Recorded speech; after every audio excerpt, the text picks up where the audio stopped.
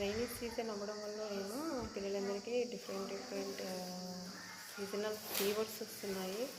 చాలా వరకు పిల్లలు ఆబ్సెంట్ అవుతున్నారు. దాదాపు ఈరోజైతే 50% పిల్లలు ఆబ్సెంట్ అయ్యారు. సో ఉన్న వాళ్ళకి కాస్త ఇమ్యూనిటీ పెంచడం కోసం మేము రోజుకు ఒక కషాయం చేసిద్దాం అనుకుంటున్నాం పిల్లలకి.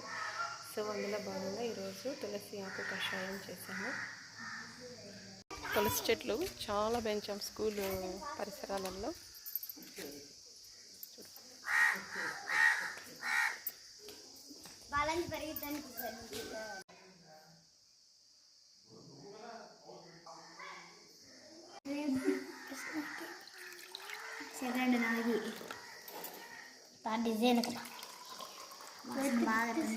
స్మెల్ బాగుందా?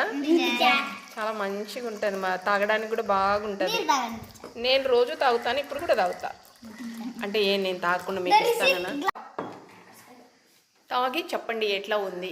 How is the taste of.